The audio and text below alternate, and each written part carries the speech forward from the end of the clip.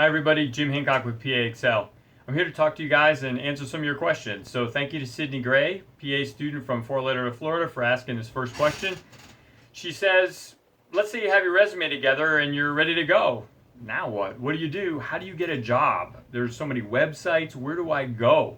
I totally get that. It's very confusing. I just want to leave you a few tips here as far as what you guys should be doing. Now, the truth is, you might as well open every door you can in order to get there. In other words, don't not apply to a website or don't not send your resume out, but understand this one really important principle.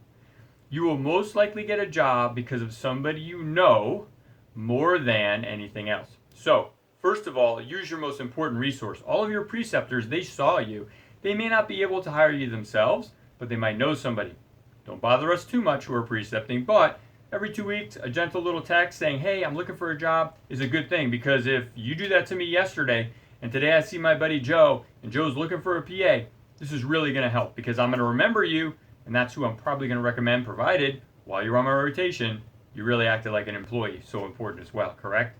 So number one, use your resources, whoever it is that you know, to get into or references for a job.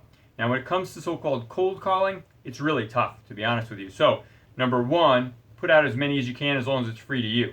Remember that headhunters or recruiters, they don't charge you money, they charge the person who is hiring money. So it doesn't cost you to use a recruiter, but remember that since the recruiter will be charging anywhere up to 10 to 15% of your annual salary one time, the employer, if you come through a recruiter, may be less likely to pay you as much. But if that's what gets you the job, don't worry about that. So remember, do not discount or not do anything. Every single way you can expose yourself to a potential employer, please do so.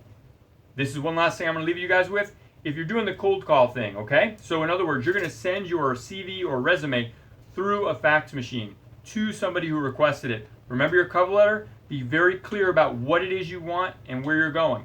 I'm applying for this job with this doctor and I'm interested in the position. Please do not spend a lot of time embellishing how since you were an embryo you wanted to work for them. Number one, they may not believe you and they probably won't. Number two, the person who looks at this probably won't know what you're going for and you'll go in the trash. Second, on your CV, which we'll talk about in a little bit later on a different video, on your CV, be clear and clean. One page, you've got 3/4 of a page, maybe 2/3 of a page, 20 to 30 seconds to impress somebody. Remember what makes you different. I never have hired anybody because they had great medical knowledge. I can teach you that. I'm hiring you because you love people, because you have empathy, because you're a good team player, because you're going to be somebody who I know my patients will love, because you have a fervent love for serving others. Show that in your CV or resume. Show me how you are you. Don't tell me all the rotations you've been in. I already know that. Okay? So one last thing, like I said, just leave you with be yourself.